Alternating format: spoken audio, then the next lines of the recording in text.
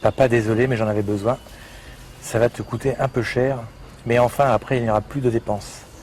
Bisous à toute la famille. Sarah, Audrey, Cédric, Maxime. Excusez-moi, je peux pas.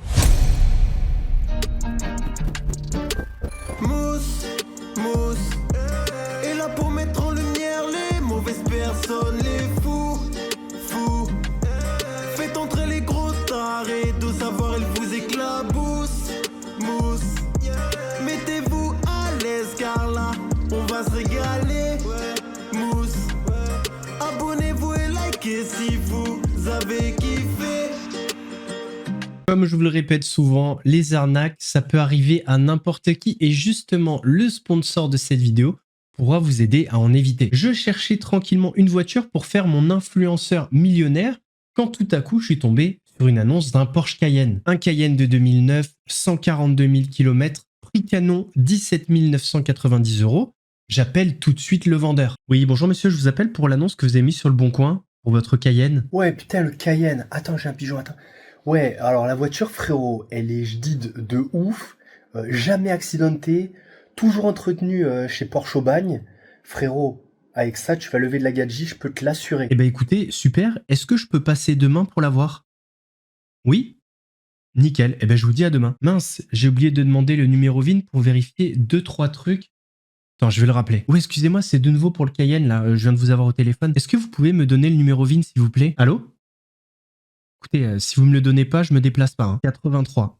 Ok, merci. À demain. J'ai donc rentré le numéro VIN sur Car Vertical et là, la caisse était accidentée 3 fois. Les kilomètres ont été baissés de 90 000 entre 2014 et 2015. Bref, la voiture, c'était un bourbier. Franchement, sans Car Vertical, je me serais déplacé pour rien et ça m'aurait coûté bien plus que les péages et l'essence. Avant d'acheter une voiture d'occasion, vérifiez toujours son historique. Car Vertical te sort un rapport complet, accident, vol, kilométrage truqué. Tout y est. Pour éviter les arnaques, si vous voulez acheter une voiture d'occasion, utilisez donc Car Vertical. En plus, avec mon lien en description et le code MOUSSE, vous aurez moins 20% sur votre premier rapport. Et d'ailleurs, sachez que si Car Vertical ne trouve aucune information sur le véhicule que vous cherchez, le crédit utilisé vous est automatiquement recrédité. Vas-y, écoute, frérot, parce que c'est toi, je te le baisse de 3000 € le Cayenne. Mais c'est bien parce que c'est toi, hein. Non, tu veux pas baisser. Tu veux me baiser. Ouais, c'est Mousse. Bienvenue aujourd'hui pour une nouvelle vidéo et j'espère que tout le monde va bien. Messieurs, dames, on se retrouve aujourd'hui pour parler une nouvelle fois des paris sportifs. Ça va être la partie 2. Dans la première partie, on a dégrossi un petit peu le sujet. On a parlé des bookmakers, on a parlé des pronostiqueurs sportifs. Et je vous ai montré qu'avec quelques clics, ils peuvent falsifier leurs résultats et apparaître comme des dieux des pronostics sportifs. Dans cette deuxième partie, on va parler de deux choses. Le vice des bookmakers, des sites de paris sportifs. Et vous verrez que même quand vous êtes gagnant, parfois c'est compliqué de se faire payer. Et la deuxième chose, c'est le danger des paris sportifs. Messieurs, dames, avant de partir pour cette nouvelle vidéo, c'est le moment de soutenir la chaîne et moi-même en mettant votre plus gros pouce bleu, votre meilleur commentaire. On n'oublie pas de s'abonner et d'activer la cloche pour pas rater les prochaines vidéos. On fait de même sur la chaîne secondaire, la chaîne Le Rond de la Mousse. Vous avez des vidéos d'actualité quasi quotidiennes. On me rejoint sur Instagram, sur TikTok, sur Twitch pour pas rater les lives du dimanche soir à 21h30. On va chercher à boire à manger, on se met à l'aise. Et moi, je m'occupe du reste. Avant de commencer, petite précision, parce que j'ai vu des commentaires sous d'autres vidéos où vous avez été quelques-uns à me demander où était passée la vidéo sur Nino Arial. La vidéo, comme vous pouvez le voir à l'écran, a été supprimée, non pas par moi, mais par lui-même, pour atteinte au droit d'auteur. Est-ce qu'il est dans son bon droit ? Oui, parce qu'à l'intérieur de cette vidéo, effectivement, j'avais mis des passages de ses sketchs. Mais est-ce que c'était réellement ces extraits qui étaient dérangeants ? Non, puisqu'on m'a contacté directement pour me demander de supprimer la vidéo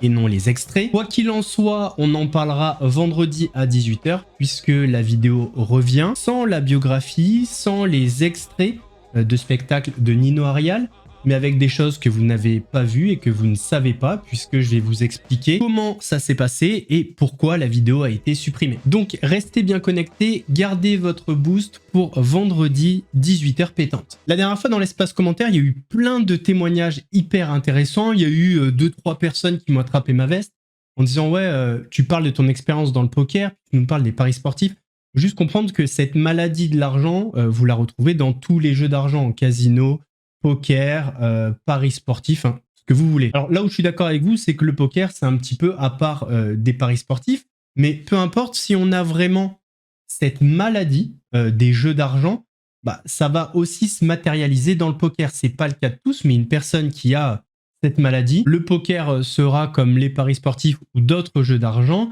un moyen d'assouvir sa passion qui est en réalité une maladie. Il y a une dernière chose sur laquelle j'aimerais revenir. Je n'ai jamais dit qu'on ne pouvait pas gagner d'argent avec les paris sportifs. La preuve, c'est que je donne mon propre exemple. Effectivement, sur la dernière année, j'ai gagné un petit peu d'argent, mais je parle globalement et sur le long terme. En privé, j'ai parlé avec des personnes qui vivent des paris sportifs, qui m'ont envoyé leurs résultats, donc j'ai pu vérifier ça, mais ce sont des personnes très disciplinées qui analysent toutes les statistiques, qui ont une gestion de leur bankroll aux petits oignons. Ça n'a rien à voir avec les parieurs lambda. Parce que si messieurs, dames, on dit que les bookmakers gagnent toujours, ce n'est pas un hasard. Et ce n'est pas ces exceptions qui prouveront le contraire. Alors pourquoi on dit que les bookmakers gagnent toujours? Il y a plusieurs raisons à ça. La première, c'est qu'à l'intérieur des cotes, il y a une marge intégrée. Prenons un exemple très simple à comprendre, même pour les personnes qui n'ont jamais fait de paris sportifs. On va prendre un match de tennis. Pourquoi un match de tennis? Parce que c'est plus simple pour vous à comprendre. Il n'y a que deux possibilités.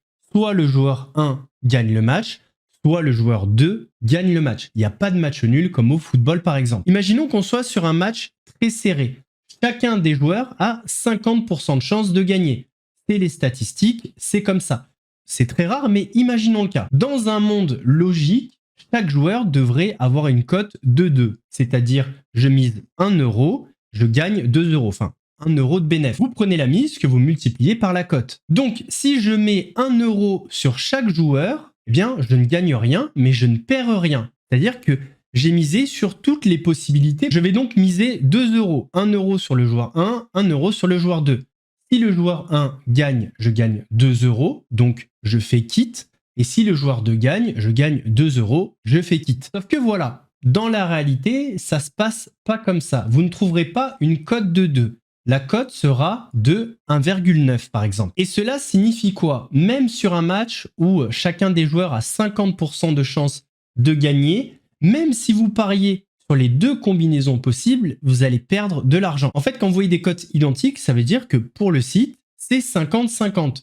Sauf que si on est sur une cote identique et que les cotes sont de 1,9, 1,9, si vous misez sur les deux possibilités 1 euro sur le joueur 1, 1 euro sur le joueur 2, eh bien, quoi qu'il arrive, vous allez perdre. Je vous rappelle que vous avez engagé 2 euros, mais si le joueur 1 gagne, vous récupérez 1,90 €, et si le joueur 2 gagne, vous récupérez 1,90 €. Vous allez perdre 10 centimes. Eh bien, il faut comprendre que ce concept, ce principe de pourcentage garanti, c'est sur toutes les cotes des sites de tous les bookmakers. Sur chaque cote du site, il y a une marge. La deuxième chose qui fait que les bookmakers gagnent toujours, c'est le volume et la diversification. Les bookmakers vont encaisser des millions de paris sur de nombreux événements et même si certains vont gagner, les gains de ces parieurs isolés sont absolument rien face au flux global de parieurs. Et même si sur un événement, ils sont perdants, ils seront gagnants sur la durée. La perte des uns va largement compenser les gains des autres. Le troisième point très important, c'est les moyens des bookmakers. Ils ont des modèles mathématiques et des algorithmes extrêmement puissants. Ils ont dans leurs équipes des experts en probabilité et en statistiques. Et surtout, ils ont toutes les informations en temps réel. Des informations qui parfois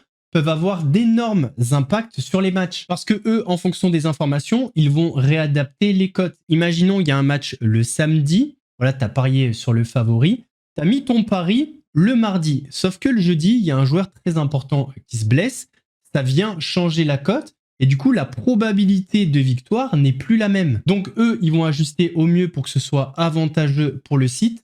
Sauf que toi, t'es mort, t'as déjà fait ton pari. Grosso modo, ils ont toujours une longueur d'avance sur les joueurs. Le quatrième point qui fait que les bookmakers gagnent toujours, c'est la psychologie des joueurs. La majorité des joueurs sont là dans l'espoir de faire un très gros coup, de gagner de grosses sommes d'argent, de pouvoir vivre des paris sportifs. Et ça va avoir quoi comme impact?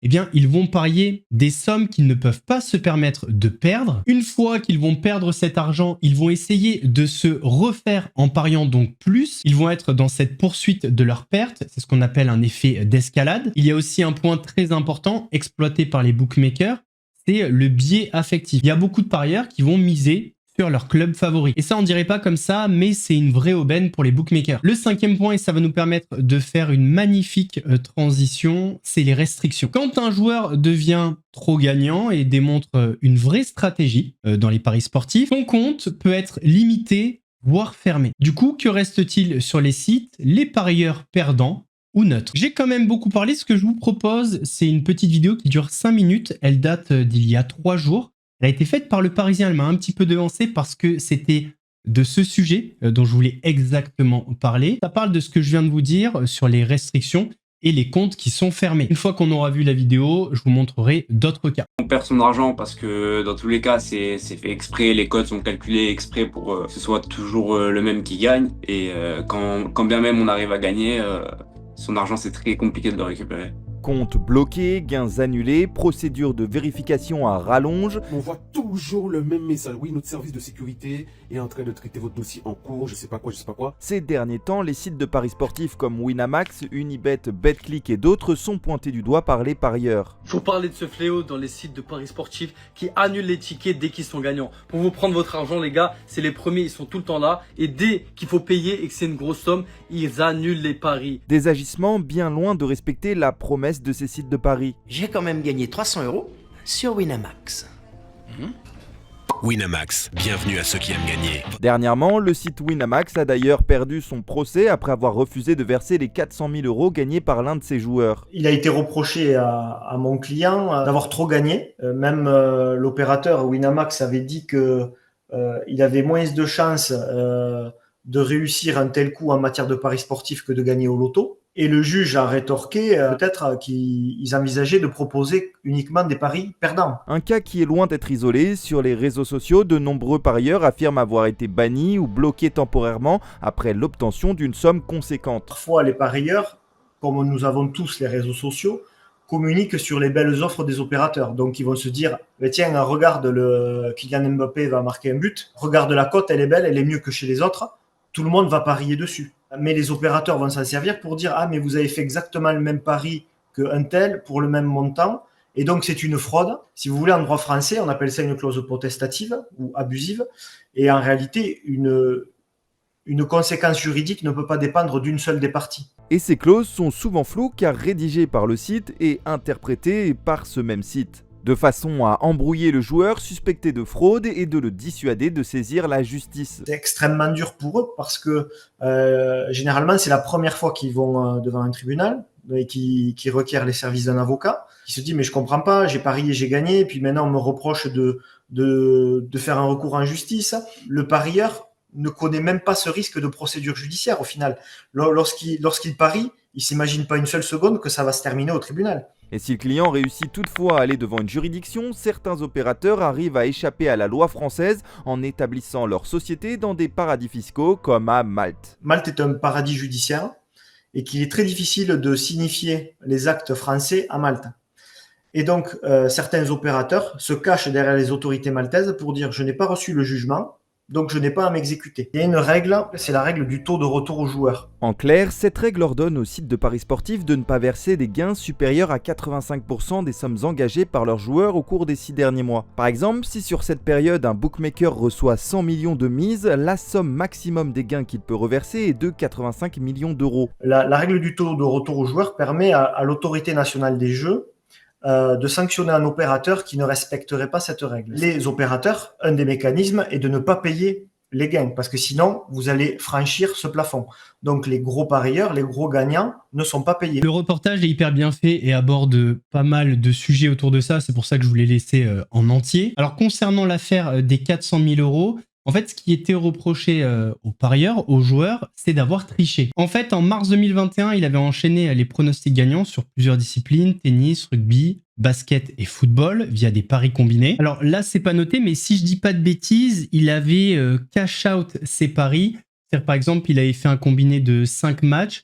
Au bout du 3e ou 4e, tu as un cash out, c'est-à-dire qu'il te propose un montant avant le dernier événement. Apparemment, il avait cash out pour un montant de 392 000 €. Et au moment de retirer, eh bien, son compte a été clôturé. L'opérateur a justifié cette décision en invoquant une clause dans ses conditions d'utilisation qui permet d'annuler une mise si le résultat est connu au moment du pari. Autrement dit, en cas de triche ou d'absence d'aléa. Ce que ça signifie, c'est qu'en fait, il est interdit de parier dans l'enceinte de l'événement. Vous êtes à un match de Roland-Garros, il vous est interdit de parier dans l'enceinte du stade parce que parfois, il y a un délai de transmission, donc c'est-à-dire le point vient de se passer. Éventuellement, tu peux parier avant que le point se termine. Bon, c'est vraiment très très rare, mais ça peut arriver. En fait, c'est ce qu'on lui reproche. Sauf que ça a été facile à démontrer. Pour tricher, il aurait fallu qu'il soit physiquement présent sur tous les terrains, de la Colombie à l'Australie, ce qui est impossible. Ah voilà, c'est marqué. Dans cette affaire, Julien avait utilisé l'option cash out pour sécuriser ses gains avant la fin des paris. Alors, c'est évidemment pas un cas isolé. Vu que je m'intéresse un peu aux paris sportifs, l'algorithme m'a mis plein d'exemples sur ma route, mais je m'en rappelais de un. Scandale chez Unibet France, le compte de ma femme a été supprimé sans explication et ses gains bloqués, 9 millions de vues et toujours silence radio. Il ferme les comptes en 3 secondes, mais pour payer, c'est plus compliqué. Vous trouvez ça normal? Je fais suite à votre message concernant la clôture de mon compte et le blocage de mes 118 127,47 €. Jusque-là, je pensais avoir tout vu, mais apprendre que mon argent disparaît sans explication et que vous me souhaitez en prime une agréable journée, c'est un concept assez audacieux. J'aimerais donc éclaircir un point. Vous refusez ma pièce d'identité au motif que j'ai utilisé mon nom d'usage de mariage alors que vous avez validé mon justificatif de domicile qui est bien à mon nom d'usage. Vous avez validé mon RIB, lui aussi à mon nom d'usage et à mon prénom. En résumé, mon nom d'usage vous convenait parfaitement pour débiter mon compte, mais soudainement, il pose problème quand il s'agit de me payer. Intéressant. D'ailleurs, en parlant d'oubli, vous mentionnez la somme de 118 127,47 €, mais rien sur les 35 391 € de bonus que j'ai remporté en jouant régulièrement et en plaçant plusieurs matchs sur mes combinés. J'imagine que ce n'est qu'un simple oubli administratif, alors je vous laisse gentiment l'occasion de clarifier la situation. Et dites-vous qu'on n'est absolument pas sur un cas isolé, des messages comme ça sur Twitter, des vidéos sur TikTok, d'autres vidéos sur YouTube, il y en a plein. Et là on parle que des personnes qui ont décidé de s'exprimer publiquement. Est-ce que ce type de pratique de la part de des bookmakers est une arnaque? Clairement. Maintenant on va rentrer dans la partie danger. Les paris sportifs, comme tous les jeux d'argent, représentent un danger. Et j'ai tout perdu en 5 jours. 100 000 € en 5 jours. Et après, là, on est à zéro. Si je perdais sur la dernière seconde, par exemple, j'étais vraiment très très déçu, j'étais énervé et là, je pariais n'importe quoi. Tu perds un pari, tu vas pas être content pendant 2-3 jours, tu tires la gueule, ça te donne envie d'en parier, de parier plus. Donc, je suis Thomas Gaon, psychologue clinicien au centre médical Marmottan à Paris. Il y a un craving, ce qu'on appelle une envie de jouer, une impulsion auquel la personne ne peut pas résister alors qu'elle s'est promise qu'elle le ferait pas, ou même elle joue qu'une fois, elle dit c'est bon, je joue une fois et je m'arrête, et elle peut pas s'empêcher parce qu'elle a perdu, soit se refaire, soit gagner plus. Des gens commencent à être préoccupés. Ça s'appelle préoccupé, c'est-à-dire on y pense avant. Ça prend de plus en plus en fait de place dans notre vie, tant en termes de temps qu'en termes d'importance. On puisse commencer à mentir. Ça c'est un signe extrêmement important. On dissimule en fait les choses. Et puis qu'on a le besoin, c'est-à-dire la nécessité de rejouer, de reparier encore de nouveau. Et tout ce qu'il vient de dire, je l'ai vécu, je peux en témoigner. C'était le cas dans le poker, ça a été le cas dans les paris sportifs à l'époque. C'était un mélange des deux, j'étais plus branché poker, mais j'avais la même addiction pour les paris sportifs. Et malheureusement, ce qu'il vient de dire, c'est testé et approuvé. J'aurais aimé ne pas dire ça, mais c'est la vérité. Je voudrais qu'on parle de paris sportifs. Qu'est-ce que t'en penses, toi? De manière générale, quand tu fais ce que je fais, c'est-à-dire quand tu fais de l'éducation financière, le principe même des jeux d'argent, c'est un truc qui peut pas exister. C'est pas un jeu, l'argent. C'est pas vrai. L'argent, c'est pas un jeu. Les gens en ont besoin. Présenter l'argent comme un jeu, c'est aussi empêcher l'éducation financière. Parce que si toute la chance, si le hasard et la chance ont leur place là-dedans, ça veut dire que se former, ça sert à rien, quoi. Mais le scandale que j'évoquais dans la vidéo, c'est quand t'as des mecs qui veulent gagner leur vie, qui te présentent ça comme une source de... Soit, alors, t'as 2 cas de figure, soit c'est le pari sportif est pour moi une méthode d'investissement. Et le deuxième truc qui est vraiment dramatique pour le coup, c'est quand ça devient une addiction. Et justement, l'addiction au jeu d'argent peut avoir des conséquences terribles. On va revenir le 24 mai 2012. Benjamin Cavallon, 20 ans, décide de mettre fin à ses jours en sautant du pont de Gennevilliers, laissant derrière lui une lettre d'adieu. La raison de son geste, Benjamin est accro aux paris sportifs et a perdu des dizaines de milliers d'euros. Papa, désolé, mais j'en avais besoin. Ça va te coûter un peu cher, mais enfin après il n'y aura plus de dépenses. Bisous à toute la famille, Sarah, Audrey, Cédric, Maxime. Excusez-moi, je peux. Excusez-moi. Je suis le papa de Benjamin Cavalan qui s'est suicidé le 24 mai de cette année, suite à des paris sportifs où il a perdu des sommes d'argent relativement conséquentes. Parce qu'un débutant de jeu de la Française lui a encaissé des sommes colossales durant le mois de mai. Il y a eu des choses immorales et malhonnêtes qui ont été faites, à mon avis, par le buraliste. On savait qu'il était addict, mais pas pour des sommes pareilles, pas pour des chèques de 53 000 euros. Donc quand j'entends à la radio ce matin, ou je vois dans les journaux sur Internet, que le débutant dit bon, il jouait des 16 000 euros par semaine, mais c'est insignifiant. C'est pas vrai, c'est 30 000 euros par jour. On a des tickets de jeu où il a joué dans la même journée 17 000 euros, 20 000 euros, et ça tous les 2 jours, tous les 3 jours. Ce qu'il n'avait pas le droit de faire et ce qu'il a fait, c'est qu'il lui a conservé des chèques qui lui servaient de chèques de caution, et ce qui est tout à fait illégal.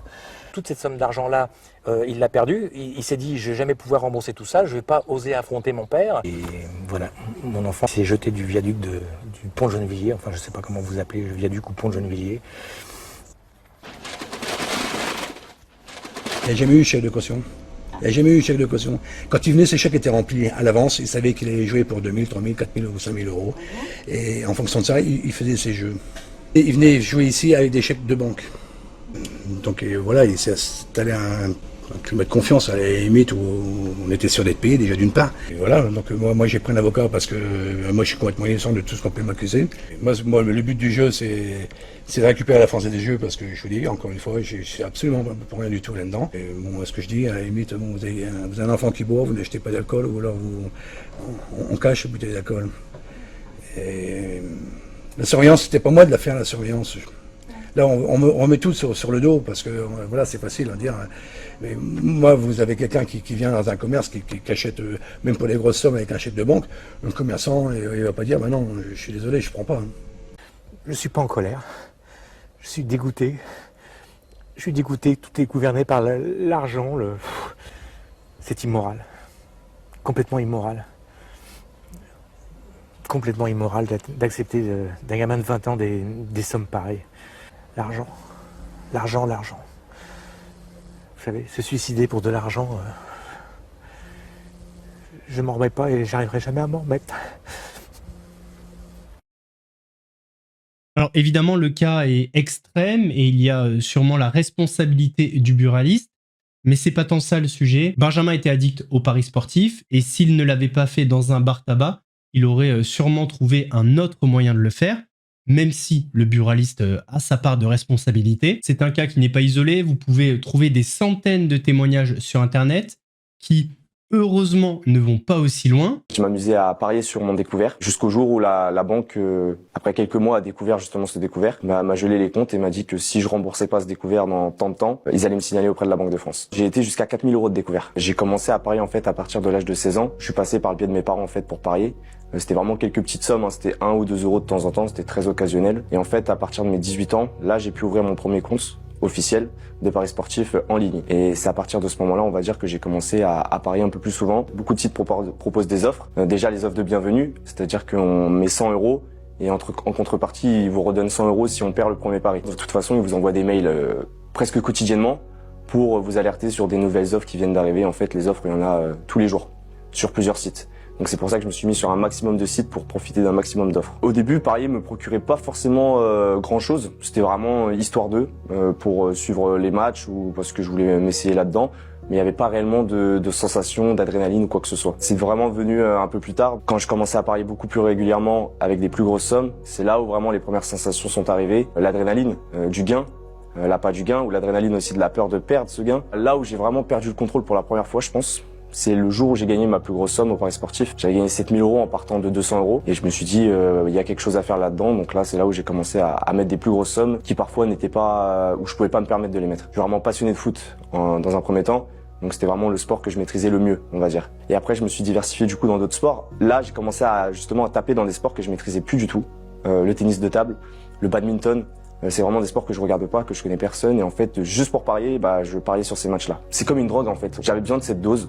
Je pourrais pas l'expliquer. C'est vraiment, je sécrétais en fait une hormone, l'hormone du plaisir en fait à parier, et j'avais besoin de ça. De parier quotidiennement et même tout le temps. C'est-à-dire qu'il fallait pas que je passe un moment de la journée sans que j'ai un pari en cours. Comme toutes les addictions, vous allez y laisser votre argent, votre santé, vous allez vous éloigner des autres, vous renfermer sur vous-même. Si on dit que les paris sportifs, les jeux d'argent en général sont une drogue, c'est pas un hasard. Il y a beaucoup trop de dangers, beaucoup trop à perdre si vous jouez, mais si vous ne pouvez pas vous en empêcher, gardez une règle en tête, ne jouez pas de l'argent que vous pouvez ne pas vous permettre de perdre. C'est hyper important. Quand j'ai joué à l'époque, j'ai fait n'importe quoi, j'ai joué avec les économies, mais je connais des mecs qui gagnent 1500 € et qui dépensent 1000 € par mois dans les paris sportifs. Je vous rappelle que si vous avez envie de vous faire aider, il y a un numéro, Joueur Info Service. Je vous l'affiche à l'écran en ce moment. Et vous avez la possibilité également de vous faire interdire de toutes les plateformes de jeux, casino y compris. Et pour ce faire, c'est directement sur le site de l'ANJ. Je vous mets le lien en description. Messieurs, dames, on arrive à la fin de cette vidéo. J'espère qu'elle vous a plu. Si c'est le cas, votre plus gros pouce bleu, votre meilleur commentaire. On n'oublie pas de s'abonner et d'activer la cloche pour ne pas rater les prochaines vidéos. On fait de même sur la chaîne secondaire, la chaîne Laurent Delamousse, où vous avez des vidéos actualités quasi quotidiennes. On me rejoint sur Instagram, sur TikTok, sur Twitch pour ne pas rater les lives du dimanche soir à 21h30. Nous, on se donne rendez-vous vendredi à 18h. Pour une vidéo qui remplace la vidéo supprimée par Nino Arial. En attendant, prenez soin de vous. Mousse vous salue.